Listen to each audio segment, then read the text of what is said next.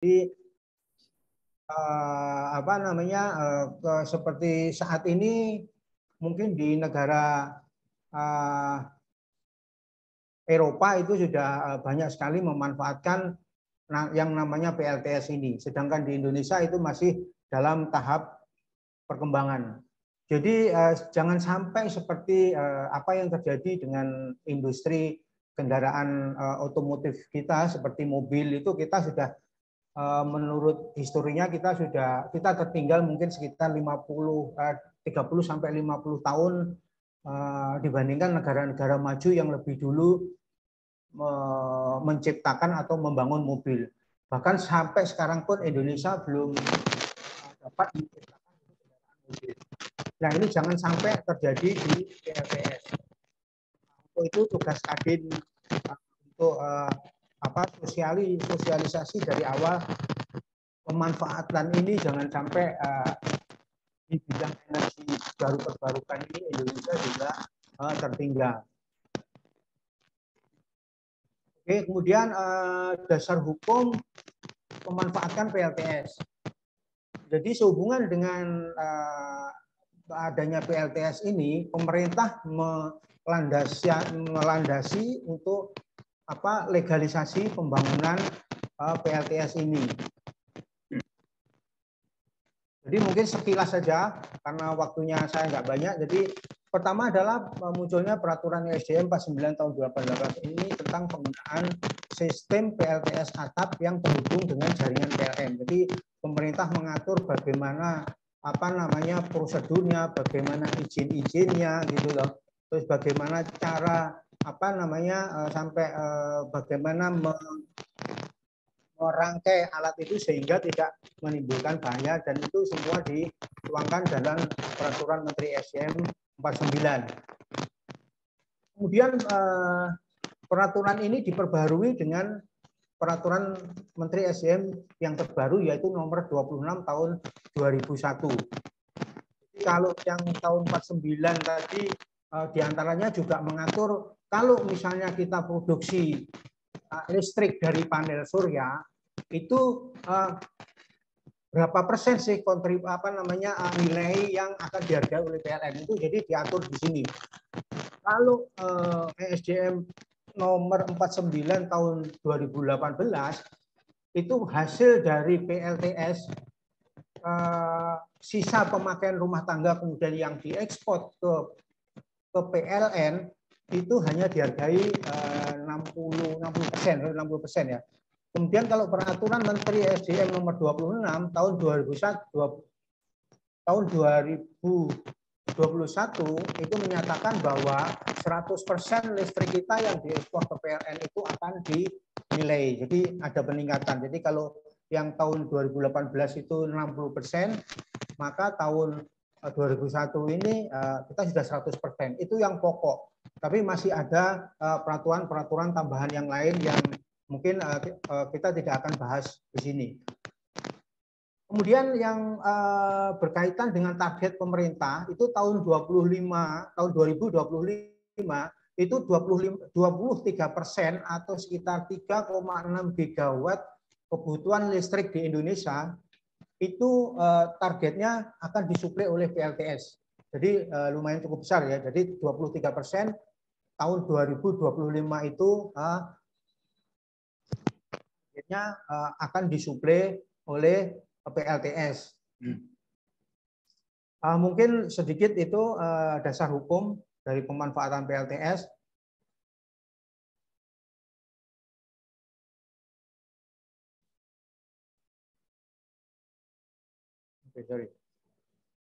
Dan sampai saat ini itu kapasitas terpasang baru mencapai 54 megawatt. Jadi sebenarnya cukup jauh sekali dari target, ya kan?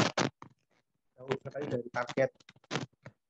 Karena juga implementasi di lapangan tidak semudah itu karena juga ya terus terang aja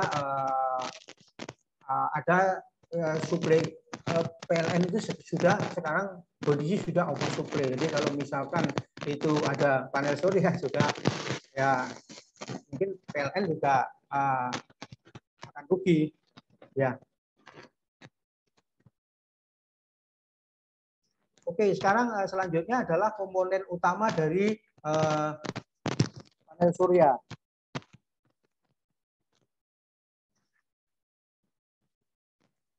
Panel surya atau panel surya itu adalah mengubah energi matahari menjadi listrik dengan tegangan DC. Ini jadi penyusun utama ya Pak. Jadi yang perlu diperhatikan adalah saat pemilihan panel surya itu adalah kapasitas panel surya atau watt peak, kemudian tegangan output, tegangan output dari panel surya tersebut, kemudian juga arus. Kemudian yang lebih penting saat kita memasang panel surya, itu panel surya ditempatkan di atas atap rumah atau di atas ataupun di permukaan yang terbuka, itu dengan kemiringan 10 derajat Celcius ke utara. Karena posisi bumi kita itu di sebelah selatan dari Khatulistiwa. Jadi panel surya itu sebaiknya diposisikan di atap rumah atau di tempat terbuka dengan kemiringan menghadap utara itu sekitar 10 derajat. Ya. Kemudian peletakan panel surya apabila itu di atap rumah itu kurang lebih, atau di atap cor misalnya, itu kurang lebih sekitar 30 cm di atap. Jadi tujuannya adalah untuk mengurangi panas atap yang memantul ke panel surya. Gitu. Kemudian selanjutnya adalah panel surya tidak boleh tertutup semua atau sebagian oleh pohon, gedung, dan penghalang lain. Jadi kalau Bapak membangun panel surya, itu tempatnya harus benar-benar terbuka dari pagi sampai sore. Jangan sampai kena tertutup oleh pohon atau tertutup oleh bangunan tetangga sebelah, misalnya ada bangunan loteng atau seperti itu, Pak. Jadi harus benar-benar terbuka karena itu mengurangi kinerja dari panel surya.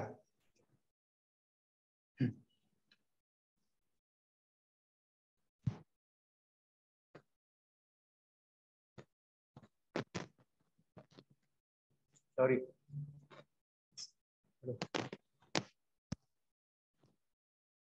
Oke, ini adalah gambar panel surya, dan panel surya sendiri juga ada dua macam ya, ada yang polikristalin dan kristalin. Jadi pemilihannya juga harus benar sesuai dengan kebutuhan. Kemudian di balik panel surya itu ada spesifikasi seperti di atas ya, berarti ingin membangun atau ingin membuat pembangkit listrik tenaga surya itu berapa watt. Terus kemudian disesuaikan dengan berapa watt panel yang harus kita sediakan, kemudian berapa voltasenya, kemudian berapa ampernya. Kira-kira seperti itu untuk panel surya. Nah, kemudian peletakannya contoh-contohnya seperti ini. Ini hanya ilustrasi saja ya. Ini sekarang dengan berkembangnya zaman panel surya itu sudah penataannya sudah cukup bagus, artistik, dan juga multifungsi. Bisa seperti ini, juga bisa biasanya dipakai untuk carport. Jadi rumah-rumah itu di carportnya itu sekarang sudah bisa dibangun panel surya. Jadi selain dia sebagai atap, carport juga sebagai penahan panas atau hujan. Pembelajaran. Iya. Halo? Oke, kemudian yang kedua adalah inverter. Inverter ini adalah bagian terpenting juga dari bagian dari panel surya, yaitu yang berfungsi untuk mengubah tegangan DC dari panel surya itu menjadi tegangan AC 220 yang bisa dipergunakan untuk kebutuhan rumah. Perhatikan adalah ini adalah pemilihan inverter sistem on grid atau off grid, kemudian bentuk tegangan yang dihasilkan PSW atau bukan. PSW itu artinya pure sinus wave, artinya pure sinus wave, artinya bahwa tegangannya itu benar-benar sinus, jadi merusak peralatan elektronik kita. Kemudian yang lainnya adalah KW, ya, kapasitas atau arus juga. Ya, ini contoh dari salah satu contoh dari inverter, salah satu bentuk inverter. Jadi bentuk inverter itu bagaimana? Inverter input 12 volt, kemudian 750 watt non PSW, jadi apa namanya pure sine wave, jadi bukan jenis murni. Yang ketiga adalah solar charger control. Jadi solar charger control itu fungsinya adalah dia mengatur output dari panel surya sebelum masuk ke inverter. Karena output dari panel surya itu tegangannya naik turun, artinya tegangan naik turun dan juga ampernya naik turun. Nah, fungsi dari solar charger control ini adalah menstabilkan tegangan output, ya, menstabilkan tegangan output. Oke, selanjutnya baterai penyimpan. Dalam rangkaian PLTS sistem off grid itu dibutuhkan baterai sebagai penyimpan arus listrik dari panel surya. Ya, yang perlu diperhatikan di dalam pemilihan ini adalah kapasitas baterai, yaitu AH, karena besar kecilnya arus listrik yang disimpan di baterai itu tergantung dari ampere hour ini. Kemudian yang kedua adalah tegangan baterai disesuaikan dengan input baterai. Tegangannya bisa 12 volt, 24 volt, 48 dan dan seterusnya. Kemudian jenis baterai juga mempengaruhi. Jenis baterai itu adalah seperti litium dan FRLA. Ya, mereka mempunyai kelebihan dan kekurangan masing-masing. Ya.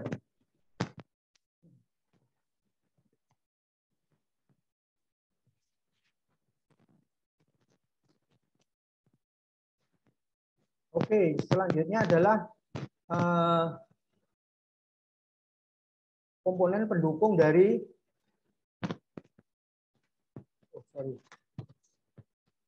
Ya, yang pertama adalah panel box. Panel box ini adalah sebagai tempat untuk menyusun pendukung seperti MCB, kemudian arrester, kemudian juga timer dan sebagainya, ya. Kemudian yang kedua adalah DC MCB dan AC MCB. Jadi DC MCB difungsikan adalah jadi setelah tegangan listrik keluar dari panel surya itu harus dilewatkan ke DC-MCB. DC-MCB ini tujuannya sebagai pengaman apabila terjadi korslet, baik itu dari panel suryanya sendiri atau dari inverter. Jika terjadi apa-apa di baterai. Jadi terjadi apa-apa dia akan memutus hubungan. Kemudian kalau AC MCB itu digunakan di output inverter. Jadi output inverter harus AC 12 volt sebelum didistribusikan ke peralatan rumah tangga, itu harus ada AC MCB. Kemudian yang kedua adalah selanjutnya adalah konektor kabel panel. Jadi setiap sambungan dari kabel panel surya itu harus menggunakan konektor kabel panel. Dalam hal ini yang saya contohkan adalah MC4. Karena apa? Karena konektor itu harus benar-benar kuat, jadi tidak boleh terjadi istilahnya ngefong, ya. Jadi tidak boleh ngefong, makanya dia menggunakan konektor kabel panel surya jenis MC4 yang khusus untuk kabel panel surya. Kemudian yang kedua adalah selanjutnya adalah kabel NGM 2x6 mm. Ya, seyogyanya menggunakan kabel dengan diameter yang agak besar karena biasanya arus yang keluar dari panel surya itu cukup besar. Selanjutnya adalah arrester. Arrester ini adalah untuk sebagai anti petir ya, anti petir. Jadi dia bekerja membuang arus ke ground pada saat terjadi petir. Pada saat ledakan petir Pak Heri, mohon izin Pak Heri. Ya. Suaranya agak bisa lebih keras dikit sama agak kresek-kresek ya ini tadi ya. Dari tadi kresek-kresek soalnya Pak. Mungkin headsetnya mungkin agak dibetulkan Pak Heri. Biar terdengar jelas.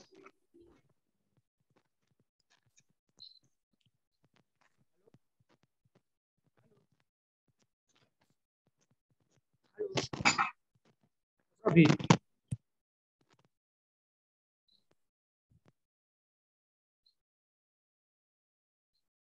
Ya, silakan Pak.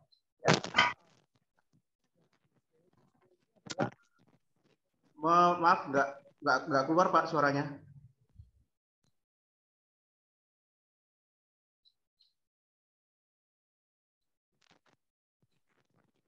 Halo. Halo Mas Robi. Ya.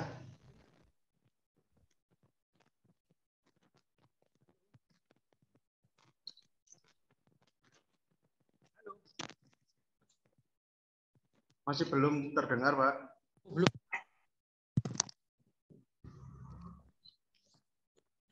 Halo.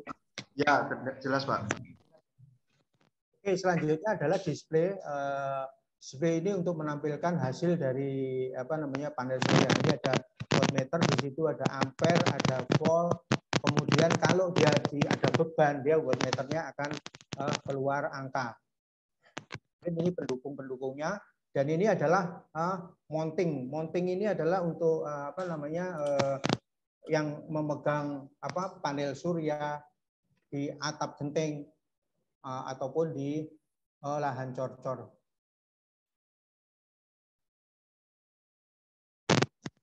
Oke, kemudian saya masuk ke rangkaian PLTS sistem.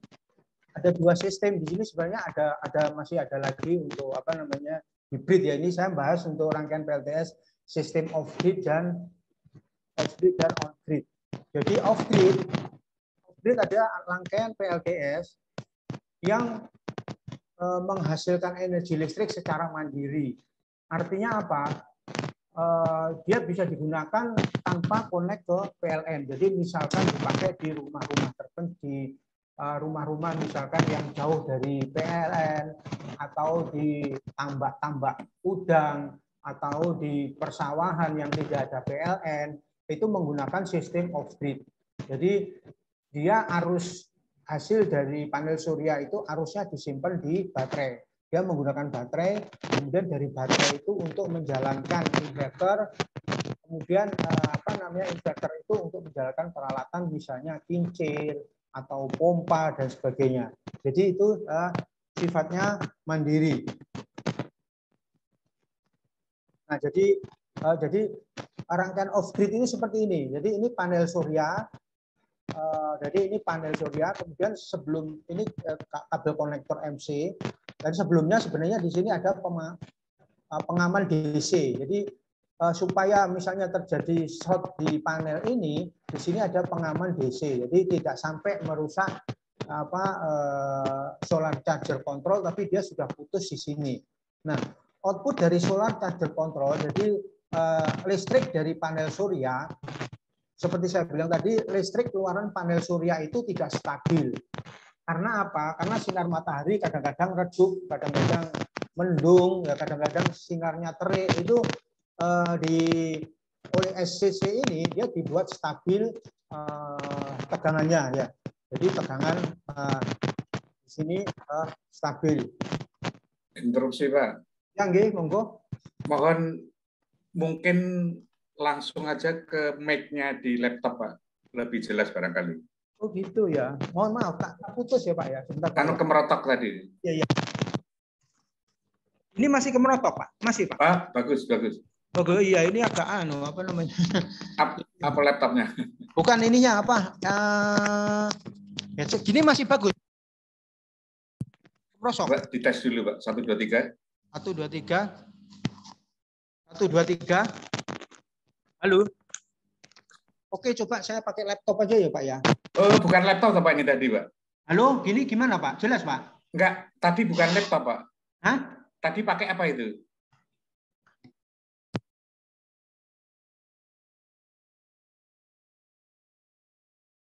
Halo. Ini Pak Heri pakai headset ini Pak Ari. Oh ya. Kemungkinan ada trouble di headsetnya ya. Anu, lost kontak itu.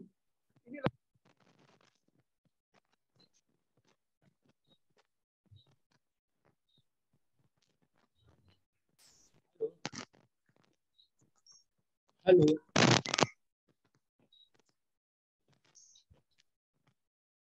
Halo. Belum terdengar Pak Heri. Terdengar Pak. Sudah, ini terdengar. Ya, oke, ya. Jadi, tapi masih kemeresek ini Pak Heri. Kemeresek. Kalau tidak pakai, coba nggak pakai headset Pak Heri, langsung pakai laptop. Ini gimana Mas? Ah, jelas Pak. Jelas ya? Ah, bagus. Oke, ya udah.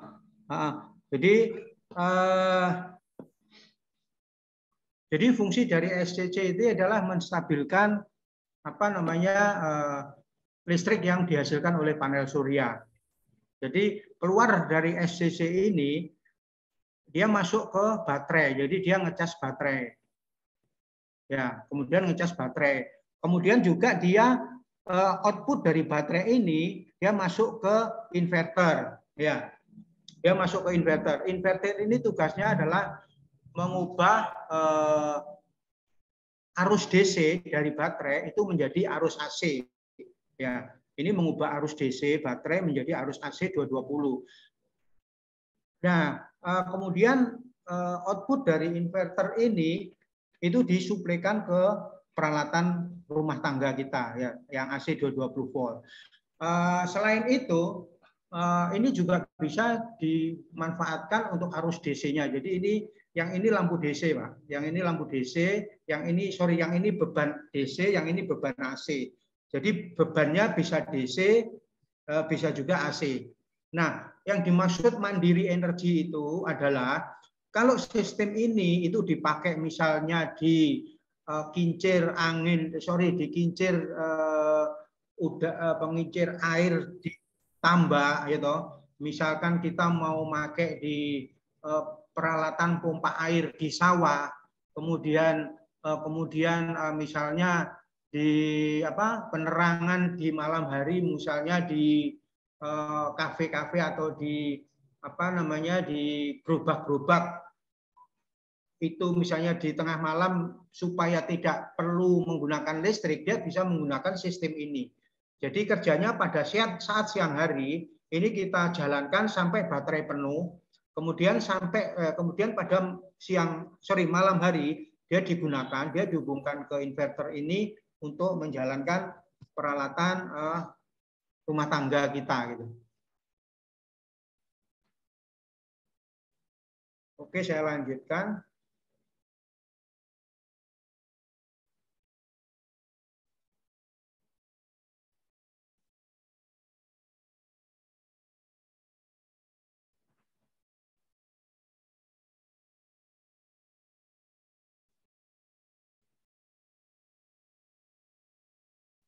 Nah, ini adalah contoh-contoh penggunaan Bapak. Jadi kalau misalkan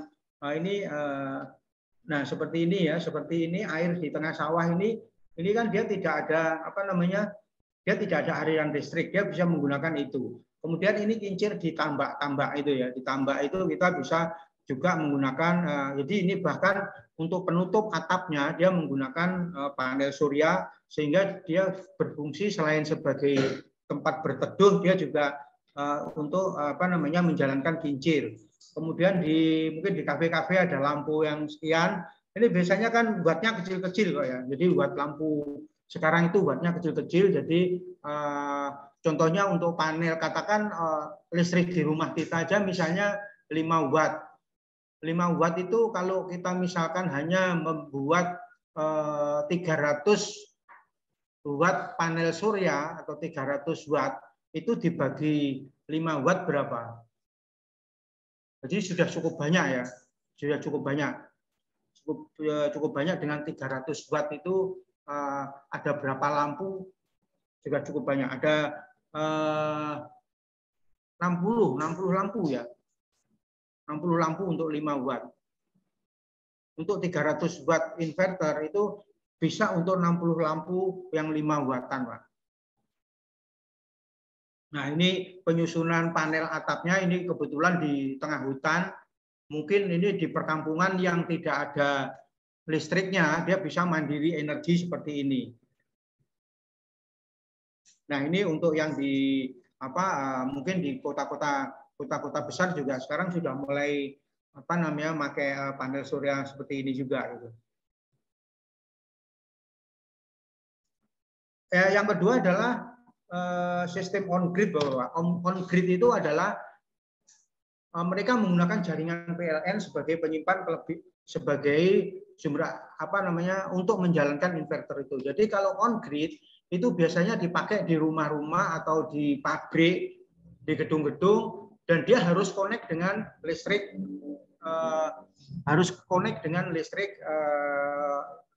PLN. Jadi harus panel surya on grid harus dibangun di rumah, gedung, atau apapun yang ada jaringan PLN. Ya. Karena apa? Karena kalau tadi yang off grid itu penyimpanan sisa energi itu, energi itu disimpan di baterai. Tapi kalau sistem on grid itu listrik itu disimpan di jaringan PLN. Jadi kita istilahnya itu dia menggunakan jaringan PLN. Ya. Jadi misalkan siang hari PLTS bekerja, dia digunakan untuk kebutuhan rumah tangga dulu. Kemudian kalau ada sisa listrik, dia otomatis terhubung dengan PLN. Nah, untuk itu maka di sini meterannya juga bukan meteran biasa lagi, tapi pakai meteran Exim. Jadi meteran yang ada di rumah itu harus dirubah dengan meteran Exim. Meteran Exim adalah ekspor import. Artinya apa? Meteran itu menghitung listrik yang masuk ke rumah dari PLN ataupun listrik yang keluar ke PLN dari panel surya. Jadi dia menghitung arus output dan input. Nah, nanti tagihan dalam 1 bulan itu tagihan kita adalah jumlah listrik yang kita pakai, yang kita ambil dari PLN dikurangi jumlah produksi dari PLTS. Jadi kurang lebih kasarannya seperti itu ya. Jadi jumlah listrik yang kita pakai dalam 1 bulan kemudian dikurangi seperti ini ya. Rangkaiannya seperti mirip-mirip. Jadi bedanya itu kalau tadi di sini ada baterai, tapi kalau di di on grid itu dia bukan baterai tapi dia terhubung dengan jaringan PLN. Lain-lainnya hampir mirip semua. Tapi tentunya bahwa inverternya berbeda. Jadi inverter on grid sama off grid itu berbeda sistem kerjanya ya. Karena kalau yang off grid itu membutuhkan DC volt untuk menyalakan ini, kalau ini itu harus terhubung dengan listrik PLN.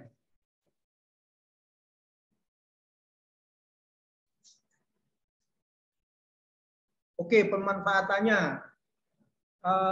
PLTS on grid hanya dapat digunakan di daerah yang sudah ada jaringan listrik. Tidak bersifat mandiri energi seperti sistem off grid. Kedua, mengurangi biaya pembayaran tagihan listrik bulanan. Jadi kalau yang off grid tadi itu mandiri, itu benar-benar memang tidak menggunakan PLN.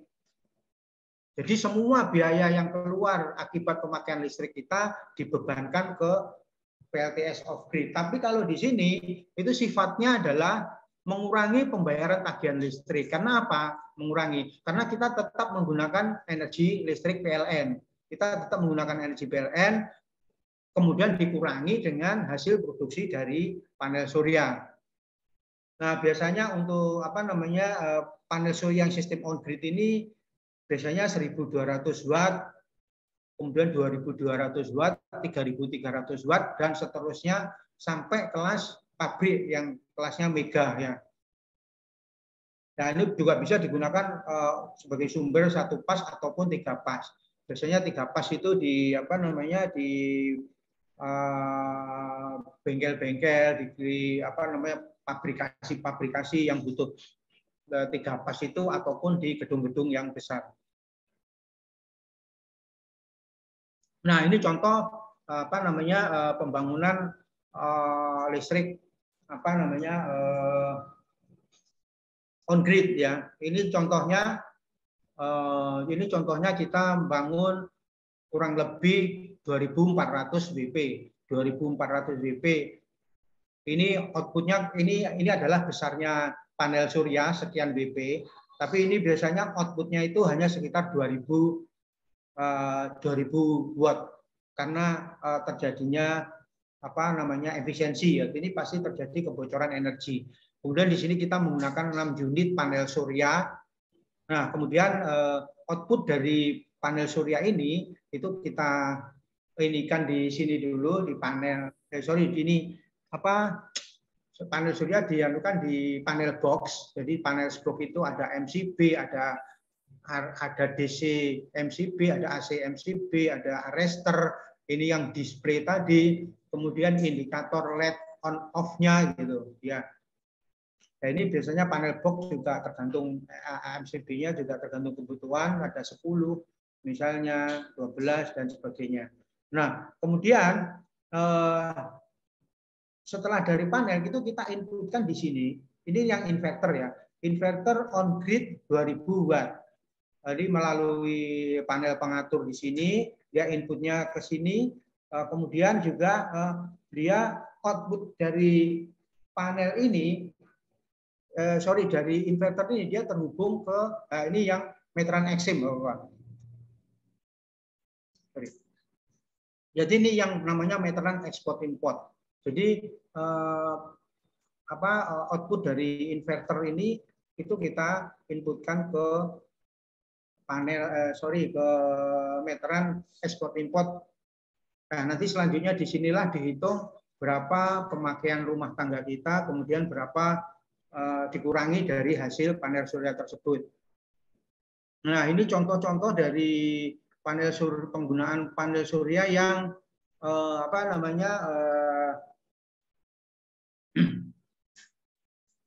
terrecord oleh inverter. Jadi inverter itu on grid, terutama yang on grid atau pada hal ini kita menggunakan inverter yang dilengkapi oleh WiFi yang bisa komunikasi dengan HP kita. Jadi dari HP kita bisa ngecek berapakah hasil pantauan kita selama 30 hari. Jadi grafik-grafik ini menunjukkan tangkapan sinar matahari oleh panel surya. Jadi pada saat dia tinggi sekali, berarti matahari cukup terik. Jadi kalau misalkan ini mulai tanggal 1 sampai tanggal 30 ya. Ini mulai tanggal 1 sampai tanggal 30. Pada saat dia grafiknya rendah, dia berarti mungkin mendung gitu ya. Atau berawan gitu. Ya ini dengan sistem inverter yang ada terkoneksi oleh WiFi dengan HP kita bisa pantau. Jadi setiap hari itu berapa kWh energi yang kita hasilkan itu akan terpantau di bisa lewat HP. Nah, ini adalah rekod mulai bulan April 2021, November 2020 sampai April 2021. Bapak bisa lihat sendiri, ini tagihan kita adalah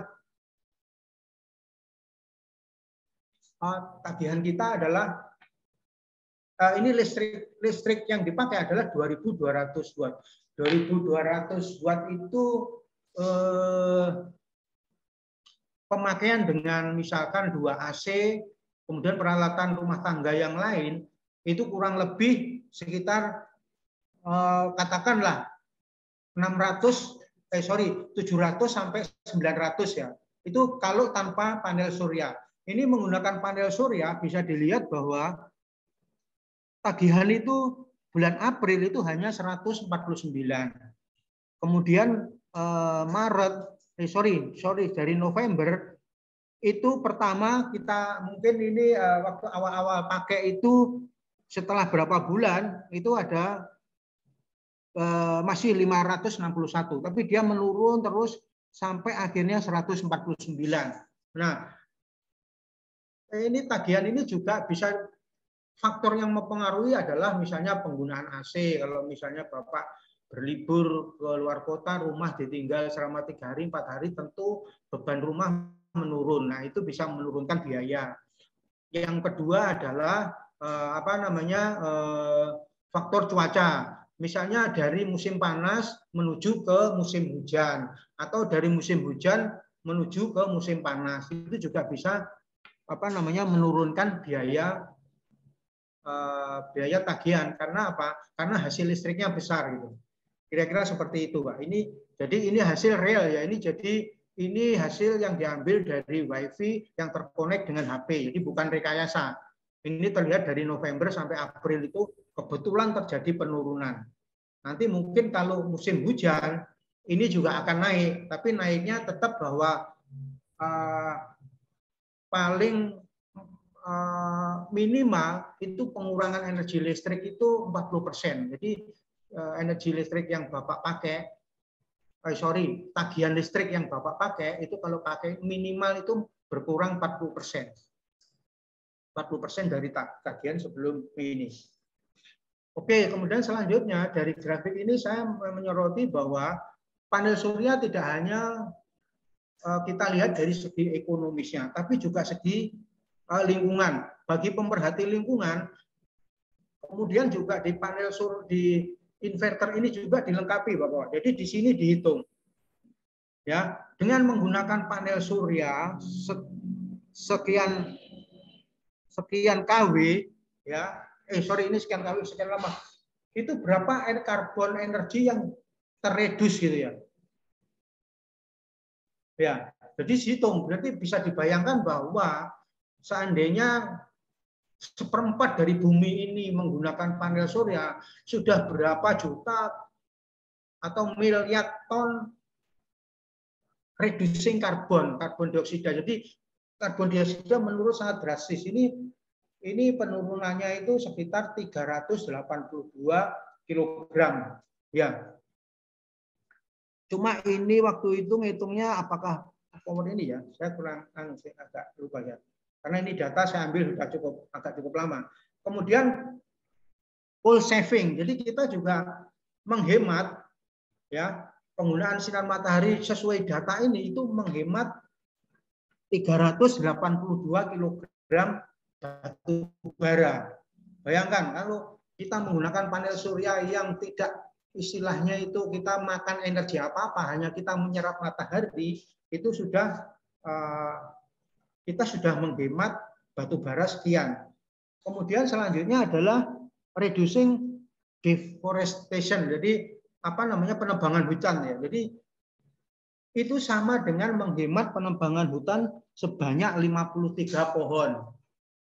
Jadi inverter ini juga cukup pintar ya, karena dia bisa menghitung sekian berapa deforestingnya. Deforesting artinya berarti kita seperti menghemat penebangan hutan sebesar 53 pohon. Kemudian menghemat 382 kg batu bara dan juga mengurangi 382,6 karbon dioksida. Bapak, karena waktu yang diberikan ke saya sudah melewati, jadi mungkin cukup sekian sedikit apa yang bisa saya sampaikan. Monggo Bapak-bapak di sini yang saya yakin bahwa pasti banyak juga Bapak-bapak yang sudah paham dan sudah mungkin lebih paham dari saya. Mari kita sharing di sesi ini. Jadi setelah sesi presentasi ini, sesi tanya jawab dan juga diskusi. Jadi mari kita bertukar informasi. Saya kira cukup sekian paparan dari saya yang singkat ini. Terima kasih atas perhatiannya. saya ucapkan sorry, untuk selanjutnya kita sesi tanya jawab dan saya kembalikan ke Pak Prabowo sebelumnya. Terima kasih. Assalamualaikum warahmatullahi wabarakatuh. Waalaikumsalam warahmatullahi wabarakatuh. Terima kasih Pak Heri atas presentasinya. Jadi cukup jelas ya Bapak Ibu. Jadi seberapa sih manfaatnya penggunaan PLTS, pembangkit listrik tenaga surya. Jadi sudah dijelaskan banyak aplikasi yang bisa dipakai dalam kehidupan sehari-hari. Manfaatnya juga banyak, begitu ya Pak Heri ya. Terutama mungkin yang bisa saya ambil beberapa manfaatnya, menghemat pengeluaran sama ramah lingkungan, gitu ya Pak Heri ya. Ya, betul. Baik, yang tentunya di sini para peserta tentu ingin tahu penggunaan PLTS di kehidupan sehari-hari itu bagaimana. Mudah tidak instalasinya, mungkin gitu ya. Dan mungkin lebih detail lagi mungkin biaya instalasinya. Nah, mungkin para peserta ini sudah tidak sabar lagi ingin bertanya. Mungkin barang siapa yang ingin bertanya, para peserta webinar Zoom hari ini mungkin bisa klik emot raise hand untuk bisa melakukan pertanyaan. Ini sudah ada yang melakukan raise hand. Silakan, ini ada Pak Masruh. Saya persilakan Pak Masruh ingin bertanya kepada pemateri kita. Terima kasih Pak Heri. Halo, assalamualaikum Pak Masruh. Ketemu di Zoom Pak. Iya, ini kebetulan teman Kadin juga, monggo Pak Masruh. Bisa Pak Heri, selama ini saya pakai punyanya produk Cina ya, jadi dari PT Longi. Kemudian kalau nanti yang punyanya Pak Heri ini pakai produknya dari mana? Apakah dari Cina juga atau dari Jerman? Kemudian solar panelnya yang dipakai Pak Heri ini masih sudah liquid atau masih plat? Kemudian banyak sih. Kemudian ini banyak yang jadi pertanyaan dasar ya. Orang untuk bisa menghitung nanti saya di rumah itu pakai berapa watt sih? Nah, apakah kita bisa pakai software-software yang ada yang bisa memudahkan personal untuk menghitung nanti kira-kira saya kebutuhannya bagaimana, budgetnya seperti apa. Selama ini saya pakai SolarCity Pak, software-nya. Mungkin Pak Heri punya pakai software yang lain yang mungkin lebih mudah. Kemudian jenis baterai yang lebih efektif ya dan ekonomis itu apakah pakai basa, kering atau lithium, Pak Heri? Kemudian yang terakhir adalah masalah on-grid sama off-grid. Aturannya di negara ini sudah dijalankan ya untuk pelaksana ini. Jangan-jangan kita sudah invest untuk on-grid pakai eSIM, kemudian ternyata di aturannya PLN belum bisa dijalankan dengan full ya. Tetap kita tidak bisa nyimpen di PLN, kemudian kita invest. Kemudian yang terakhir, kemampuannya Pak Heri untuk merakit bisa sampai berapa megawatt? Matur suwun, Pak Heri.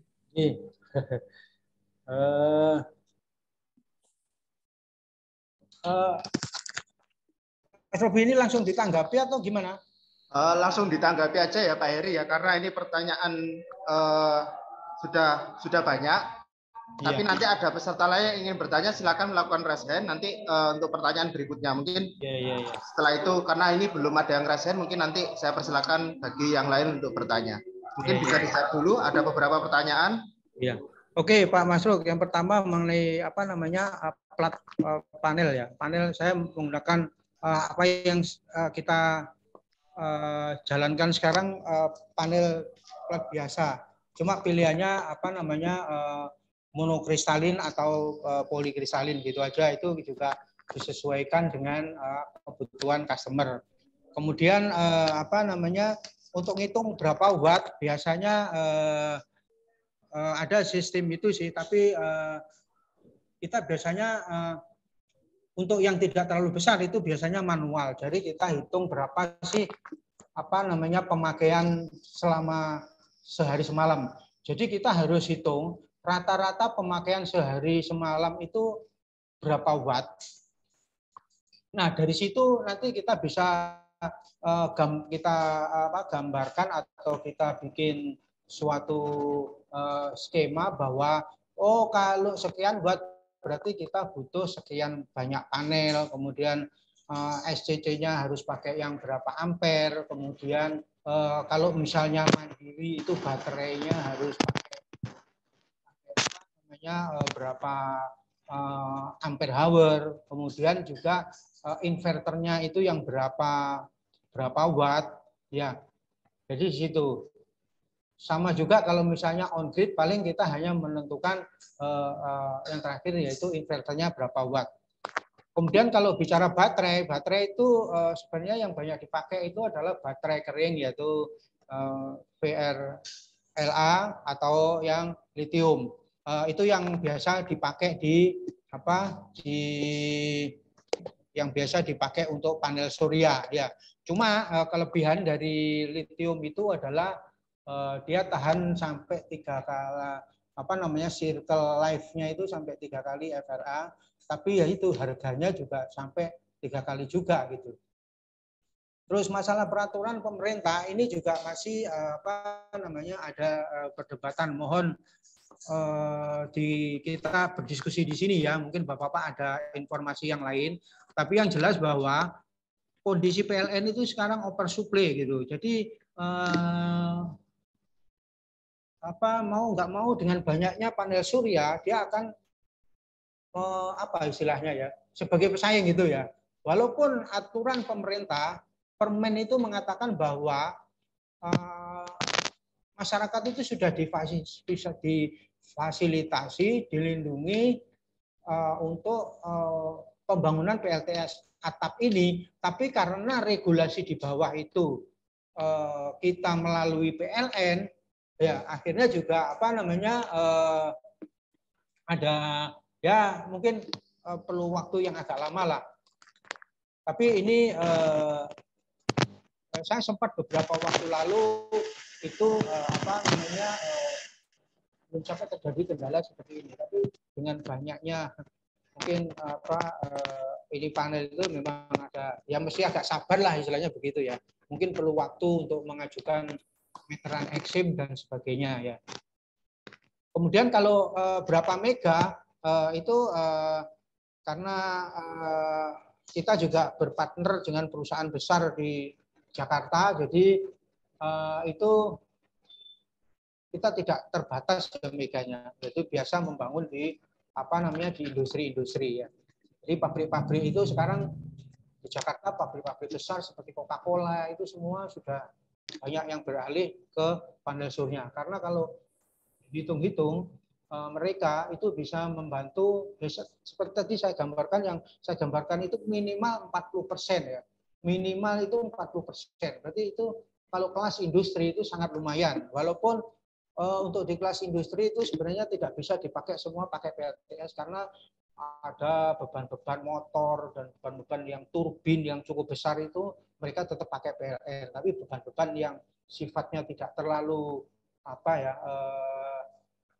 yang kategorinya tidak terlalu besar di industri itu masih bisa.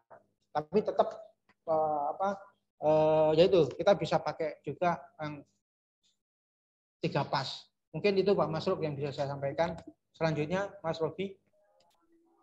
Baik, Pak Heri, ini ada yang mengajukan pertanyaan, mungkin langsung bisa di open mic ya, Mas Hendra. Saya bisa bertanya Pak, bisa. Mas Hendra mungkin silakan. Oke, Pak.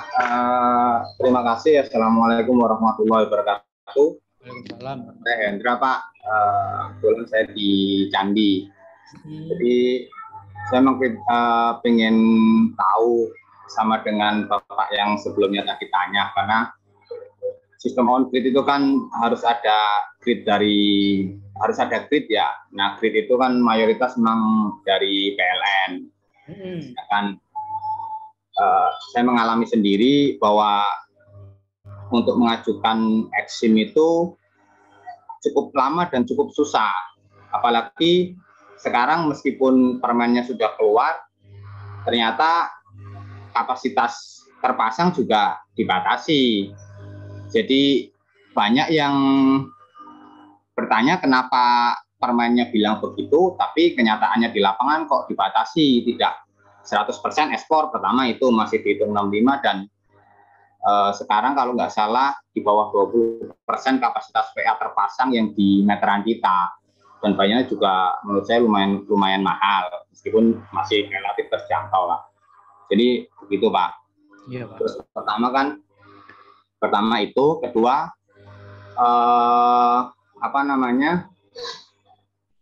waktu untuk mengurus eksim itu kadang dibatasi, disebutkan sudah berapa hari kerja gitu, ternyata banyak yang molor juga. Jadi kan kadang-kadang kalau kita misalkan ditanya sama customer, ya kita mau jawab apa, karena kita bukan yang menerbitkan SLO-nya gitu. Mungkin itu Pak dari saya. Ya, Pak. Terima kasih. Ya, terima kasih Pak Indra. Nah, ini berkaitan dengan regulasi karena saya sebagai pengusaha juga mengalami, kemudian posisi saya di Kadin juga tidak bisa berbuat apa-apa terus terang gitu Pak Indra. Jadi memang ya seperti tadi sudah saya bilang, peraturan pemerintah yang baru ini justru mempermudah untuk pembangunan PLTS atap ini. Tapi kejadian di lapangan itu memang beda, Pak. Jadi di sini ya mohon maaf Pak Indra, saya pertama bukan pengambil kebijakan di dalam peraturan ini. Yang kedua ya seperti saya bilang tadi, pemerintah mempermudah, tapi di PLN sendiri oversupply gitu loh. Jadi mungkin pemikiran saya, karena kalau PLN aja sudah oversupply, kemudian kalau ini dipermudah, nanti bagaimana dengan PLN? Tapi prediksi saya Pak, dalam jangka panjang itu sudah pemerintah memang merencanakan untuk alih energi ini. Artinya apa? Apa yang dihitung PLN karena investasi pembangunan PLTU, PLTA dan sebagainya yang sudah terjadi beberapa tahun lalu. Mungkin kalau ini sudah BEP, artinya bahwa beban-beban hutang dari pembangunan PLTA, PLTU dan sebagainya sudah kembali, mungkin itu bisa aturannya dipermudah, Pak. Mungkin itu Pak Indra. Jadi saya karena bukan pemangku jabatan pembuat kebijakan, jadi saya tidak bisa menjawab masalah ini. Saya kira itu Pak Indra. Terima kasih. Ya baik Pak. Jadi saya lanjut sedikit Pak ya. Ya nggak apa-apa Pak. Dari sisi sini sebenarnya memang dari pihak PLN yang harus menjawab pertanyaan dari saya dan Bapak sebelumnya tadi ya. Betul. Karena Pak ini hanya menjelaskan dasar pemanfaatan energi solar system tenaga surya. Jadi ya mungkin barangkali tahu Pak kenapa kok kejadiannya seperti itu. Kayak kita yang jadi pelaku kadang-kadang juga bingung. Ini ngomongnya ke pelanggan gimana, terus tanggapan dari yang punya grid bagaimana. Jadi gitu Pak. Kebetulan saya sudah pakai PLTS lumayan lama, 2,5 tahun yang lalu. Oh, berapa watt Pak?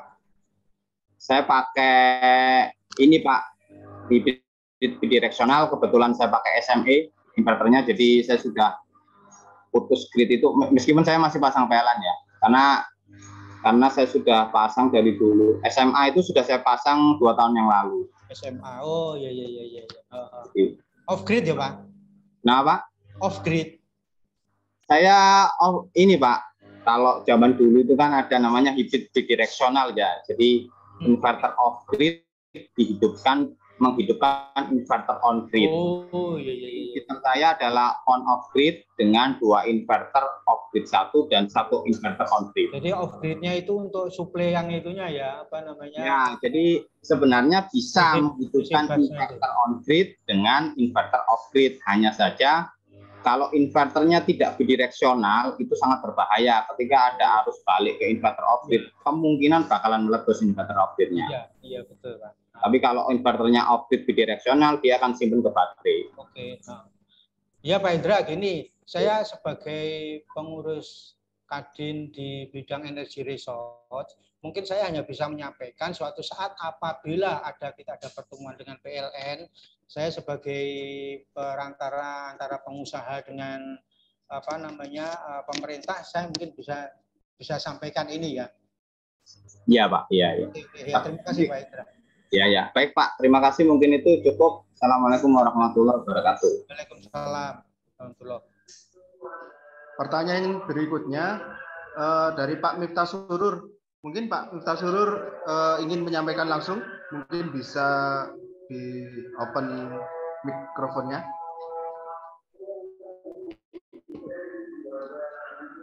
Halo. Ya. Pak Miftah. Pak Miftah masih bergabung di webinar ini. Monggo yang mau bertanya. Mungkin saya bacakan ya Pak Heri ya, karena pertanyaannya sebenarnya sudah disampaikan di chat Zoom. Jadi pertanyaan dari Pak Miftah Surur, berapa seluruh biaya investasi untuk bisa memiliki dan menerapkan teknologi ini? Regulasi dari pemerintah apakah sudah mendukung? Terima kasih atas jawabannya. Mungkin bisa dijelaskan Pak Heri. Ya Pak, jadi besarnya investasi itu tergantung dari berapa kapasitas yang dibutuhkan untuk rumah itu, yang pertama. Yang kedua juga kualitas juga. Jadi istilahnya itu sangat fleksibel sekali ya. Jadi mesti kita hitung dulu berapa kebutuhan di rumah itu, seperti saya sampaikan ya. Dalam semalam itu berapa kWh sih? Kemudian kalau mau pembayaran listrik itu bisa, misalkan saya mintanya 0, bisa. Kalau off grid itu bisa sampai 0, atau cuman membayar beban aja. Beban berapa ya, 60.000 atau berapa ya, cuma itu kok bisa. Jadi selanjutnya itu semua ditanggung oleh PLTS, tapi ya itu nanti di situ ada biaya yang kita hitung disesuaikan dengan kapasitas buat yang dibutuhkan gitu. Ya. Kalau sistem on grid yang tidak mandiri, yang connect PLN tadi ya seperti Bapak Indra atau siapa yang bilang tadi bahwa itu kita masih menunggu. Jadi seperti masih tarik ulur. Jadi kalau memang lebih amannya ya pakai off grid saja, mandiri, benar-benar mandiri. Akan tetapi biasanya off grid itu boros di baterai. Artinya karena kita menyimpan arusnya di baterai, dia butuh baterai yang cukup banyak gitu. Oh iya, sorry, aku tadi belum menanggapin dari Pak Masruk mengenai inverter yang biasa saya pakai. Pak Masruk ya, sekarang teknologi Cina itu cukup maju ya. Jadi kebetulan apa yang saya pasang, apa display-display yang saya tunjukkan tadi seperti penghitungan karbon, penghitungan deforeste, penghitungan pemakaian batu bara itu pakai inverter Cina saya Pak. Dan dia sudah terkonek di WiFi dimanapun saya, mau di Jakarta, mau di Surabaya, mau di mana, asalkan di situ ada WiFi, saya bisa mantau berapa pemakaian saya ya toh, dalam 1 hari atau setengah hari ini cuacanya mendung atau enggak. Dari Jakarta mungkin saya bisa ketahui itu dari grafik-grafik tadi. Mungkin itu Mas. Jadi untuk lebih jelasnya Mas tadi bisa tanya setelah webinar ini mungkin ya lebih jelasnya. Karena kita juga perlu tahu kapasitas dari listrik di rumah Bapak. Yuk, makasih. Baik. Jadi mungkin itu ya Pak Heri ya, barangkali nanti siapa yang ingin tahu berapa biaya investasi, mungkin sesuai dengan kebutuhan, mungkin bisa langsung menghubungi Pak Heri ya, mungkin ya Pak ya. Boleh ya. Mungkin karena beberapa peserta ini tidak hanya dari pengusaha, ada juga dari akademisi juga Pak. Oke. Dan dari pengusaha sendiri di sini ada industri besar, kecil, dan menengah, dan mikro juga ada. Itu ada yang beberapa anggota Kadin, ada beberapa yang mungkin masih belum. Iya. Ada beberapa peserta webinar yang ingin bertanya lagi. Silakan.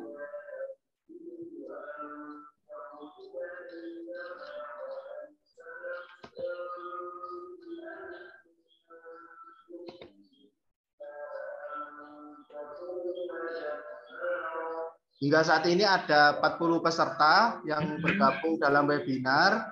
Jadi silakan jika ingin bertanya kalau bisa raise hand maupun bertanya melalui kolom chat.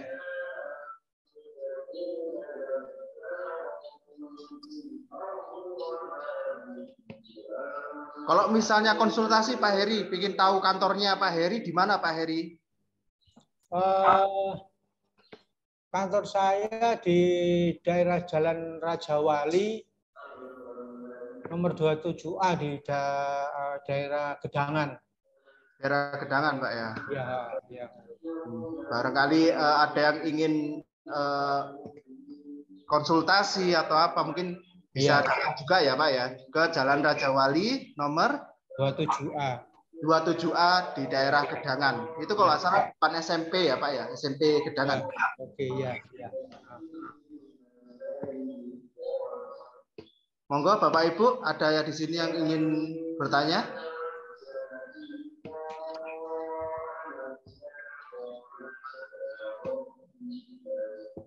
Jika tidak ada pertanyaan lagi, atau mungkin bisa diberikan kesimpulan Pak Heri? Oke, saya Mas Robi. Assalamualaikum. Halo. Waalaikumsalam. Nah, silakan. Ini ternyata hadir juga menyempatkan ketua Kadin kita yang tadi awal belum bisa hadir. Sekarang ada Pak Roid. Monggo Pak Roid. Terima kasih Mas Robi. Iki sana anu video nih, belum? Belum Pak. Oh ya. Ini mohon maaf. Bismillahirrahmanirrahim. Assalamualaikum warahmatullahi wabarakatuh. Waalaikumsalam. Ini saya lagi sambil nyopir ini, jadi ya saya ucapkan terima kasih juga atas penyelenggaraan ini kepada Pak Heri, Pak Prabowo, Mas Robi, dan Bapak Ibu undangan semuanya.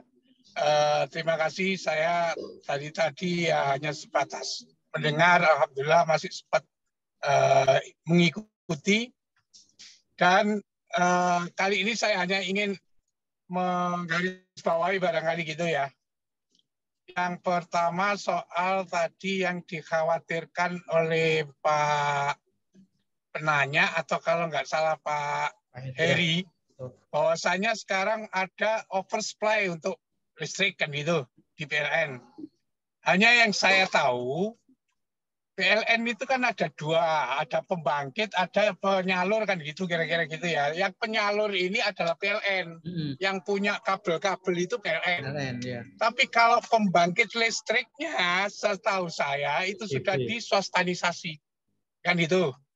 Artinya yang punya pembangkit PLTU, PLTA dan lain sebagainya itu sudah dimiliki oleh pihak swasta, bukan lagi oleh PLN, kan gitu. Dengan kondisi ini, yang oversupply itu kan pembangkitnya, hasil dari para pembangkit ini. Sehingga suatu saat saya punya pikiran, pemerintah tidak mungkin tinggal diam kalau ada seandainya PLTS ini juga bergerak sedemikian rupa sebagai salah satu pembangkit. Ya kan gitu.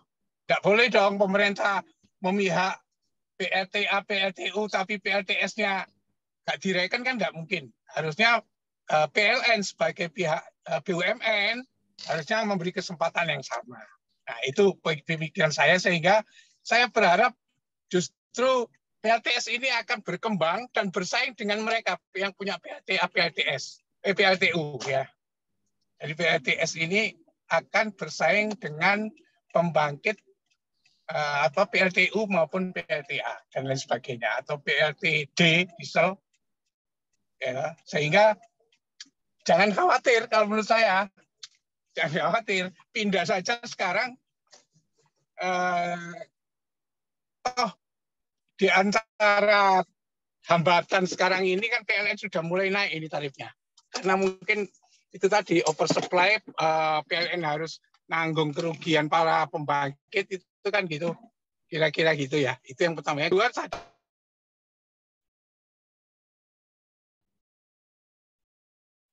halo. Sepertinya terputus ya.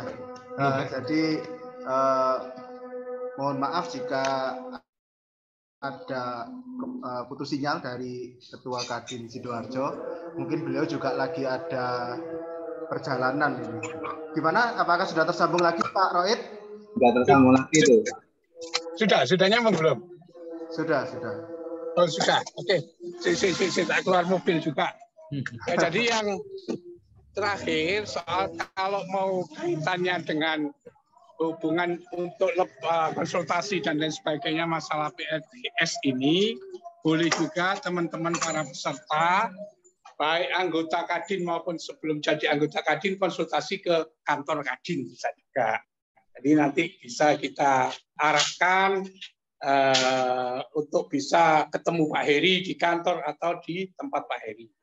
Jadi supaya nggak selegende, nanti tolong hubungi saja kantor Kadin. Kalau yang belum tahu kantor Kadin di Sekarjangan ya, Jalan Wijaya Kusuma nomor 6, nanti dia dijelaskan sama Mas Robi. Cuma itu saja pesan saya. Sekali lagi saya ucapkan terima kasih untuk semuanya. Mungkin saya berharap acara semacam ini nanti berlanjut, Pak Heri, ya. Lebih detail, lebih konkret gitu ya. Sehingga kita tidak hanya sepintas ini saja, mungkin masih banyak teman-teman yang lain yang belum bisa hadir hari ini, yang juga ingin mendengarkan dan ingin memahami itulah ya. Itu saja dari saya. Terima kasih sekali lagi. Billahi taufiq wal hidayah. Assalamualaikum warahmatullahi wabarakatuh. Waalaikumsalam. Terima kasih Pak Ketua. Terima kasih Pak Roid, Pak Ketua atas masukannya. Jadi nanti beberapa peserta yang ingin konsultasi bisa ke kantor Kadin. Kantor Kadin ada di Jalan Wijaya Kusuma Sekardangan atau tepatnya di sebelahnya PA. Nanti bisa kita ketemuan dengan Pak Heri seperti itu. Nah di sini sudah ada yang raise hand lagi dengan Pak Prabowo. Baik. Silakan Pak Prabowo. Baik, terima kasih Mas Robi. Assalamualaikum warahmatullahi wabarakatuh. Selamat siang Bapak-Bapak, khususnya Pak Heri yang sudah memberikan pemaparan tentang sosialisasi PLTS ini, dan menurut saya ini merupakan sebuah terobosan yang bagus, walaupun kita sudah lama mendengarkannya begitu ya. Mungkin saya hanya tanyanya begini, Pak, apakah Bapak ada perhitungan efisiensi pemakaian PLTS ini dibandingkan dengan penggunaan dengan genset gitu ya, juga dengan PLN gitu, sehingga ada komparatif dan benefitnya masing-masing gitu. Jadi ketika kemudian ini mau diimplementasikan gitu ya dengan satuan per KWH-nya, apakah sudah ada hitungan satuan per KWH dengan comparison dari diesel dengan PLN dengan PLTS ini dengan tenaga surya. Malah mungkin kalau perlu ada PLTA gitu, PLTA dengan tenaga air gitu ya. Karena saya beberapa kali sempat berkunjung ke negara tetangga, pembangkit listrik kincir air itu merupakan salah satu juga untuk pembangkit tenaga listrik juga gitu nih. Nah itu yang mungkin apakah mungkin ada hitungan masing-masing per KWH-nya seperti apa.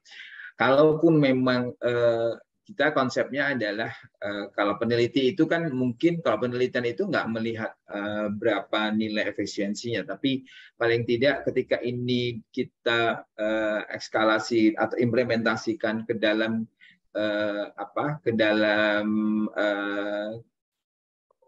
kegiatan aktivitas jadi saya sempat sampaikan UMKM atau pelaku-pelaku industri yang rendah itu akan menghemat energi. Demikian dari saya. Terima kasih. Assalamualaikum warahmatullahi wabarakatuh. Waalaikumsalam. Iya. Gini Pak Prabowo, itu kita hanya melakukan kebetulan market kita ini adalah rumah tangga ataupun rumah tangga yang sudah ada jaringan ataupun yang sama sekali belum ada jaringan. Jadi memang perhitungan kita efisiensinya itu baru berkisar sekitar itu. Jadi menggunakan PLN atau menggunakan PLTS atau mungkin yang daerah yang belum menggunakan listrik dengan menggunakan PLTS gitu. Jadi kita belum sampai, memang kalau untuk PLTA itu saya kira di kita sekarang jarang ya untuk oleh mandiri loh ya, untuk mandiri PLTA itu jarang. Kemudian juga PLTB itu tenaga bayu angin ya, tenaga angin itu juga untuk sekarang jarang. Jadi karena kita sifatnya itu memang bukan penelitian, jadi murni kita itu di marketnya kita belum mengarah ke sana, jadi perbandingan kita memang hanya PLN, perbandingan antara PLN dengan PLTS ini. Jadi simulasinya sudah ada ya Pak ya, per KWH-nya seperti apa, misalnya kalau PLN mungkin pemakaian per KWH-nya 4.000 gitu ya, kemudian PLTS ini per KWH-nya sekian, mungkin lebih hemat, atau mungkin juga ada dengan genset gitu ya, ada nggak Pak? Paling nggak ada simulasinya sehingga ketika ada yang mau masang gitu ya, kita tuh lebih make sure gitu loh Pak. Itu aja sih. Ada Pak, coba nanti kita diskusikan dengan tim kita ya, karena tim saya juga ada yang di Jakarta, mungkin yang lebih studi mengenai penggunaan genset dan sebagainya, bisa nanti saya infokan gitu ya. Baik, terima kasih. Terima kasih Pak Bro.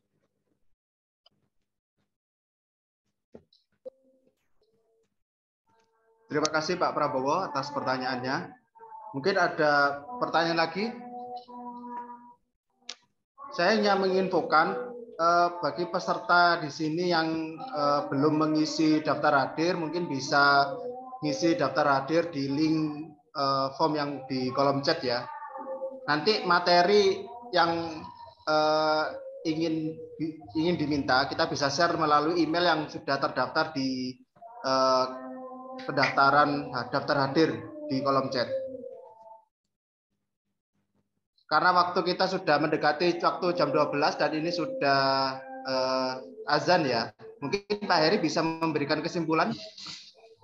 Oke ya Bapak-Bapak, jadi terima kasih atas perhatian dan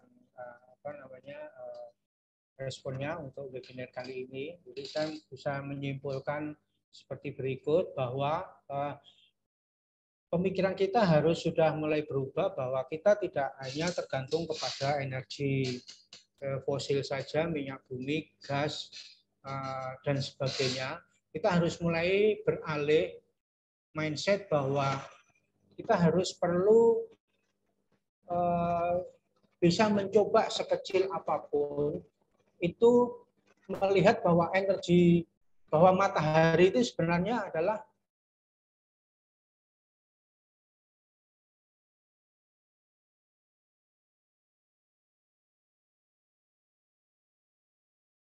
sumber energi juga gitu loh. Ya, sangat kurang. Itu yang pertama. Yang kedua juga dukungan dari pengusaha-pengusaha, terutama itu penyedia panel, kemudian inverter dan sebagainya, itu juga sudah ada di pasaran. Jadi itu juga untuk mempermudah pembuatan PLTS ini. Jadi bisa kemudian selanjutnya bahwa mudah-mudahan apa yang dijelaskan pemerintah bahwa tahun 2025 itu nanti kita sudah mandiri, sudah bisa mencapai 23% energi PLTS sesuai rencana. Mungkin saya kira itu Mas Robi yang bisa saya simpulkan untuk pertemuan kali ini. Saya kira dari saya cukup itu. Terima kasih atas perhatian dan atensi dari Bapak-bapak semua. Terima kasih Bapak Ketua Kadin, Bapak Roid, Pak Prabowo, kemudian juga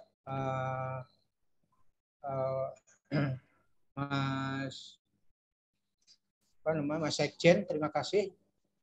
Sekian, wassalamualaikum warahmatullahi wabarakatuh. Waktu saya kembalikan ke Mas Sekjen. Baik, Waalaikumsalam warahmatullahi wabarakatuh. Terima kasih Pak Heri atas waktunya dan kesempatannya bisa mengisi webinar pada kali ini. Saya ucapkan juga terima kasih banyak kepada Bapak Ibu sudah bisa hadir mengikuti dari jam 10 hingga selesai, hampir mendekati pukul 12.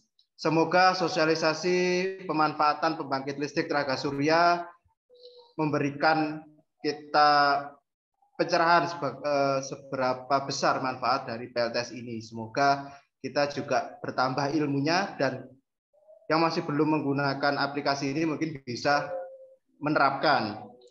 Jika butuh konsultasi, kantor Kadin sangat terbuka. Silakan Bapak Ibu bisa datang ke kantor Kadin yang ada di Jalan Wijaya Kusuma nomor 6 Sekardangan. Tepatnya di sebelah kantor Pengadilan Agama atau kantor Puskesmas Sekardangan. Sebelahnya pas itu kantor Kadin Sidoarjo. Saya juga menginformasikan juga acara kali ini juga kita disupport juga oleh Kaki Lima Stick, sehingga para peserta yang hadir pada hari ini bisa datang ke kantor Kadin. Nanti kita akan memberikan voucher potongan langsung Kaki Lima Stick gitu. Jadi mungkin bisa diambil mulai hari Senin ba'da zuhur. Gitu Bapak Ibu.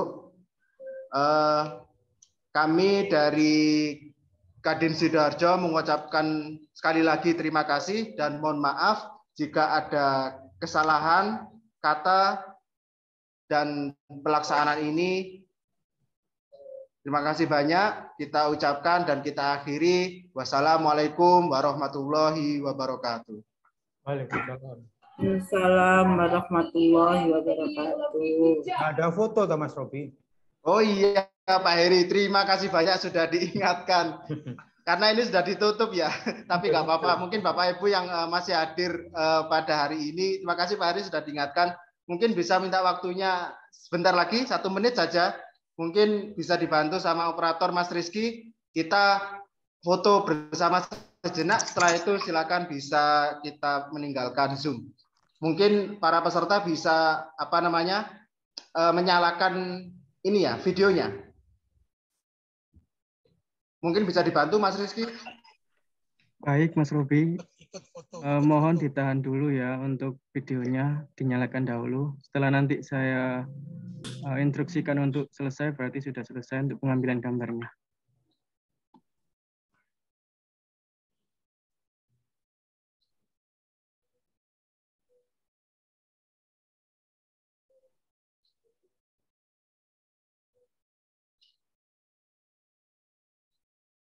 Sampai kasih apa-apa.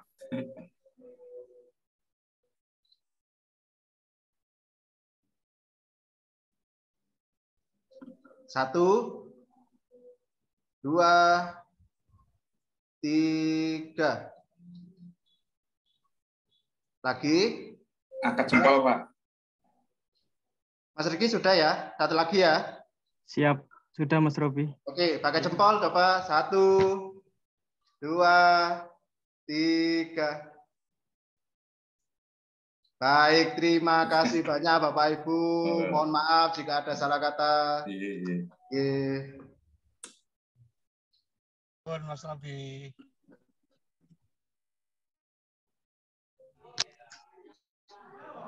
Izin, Pak.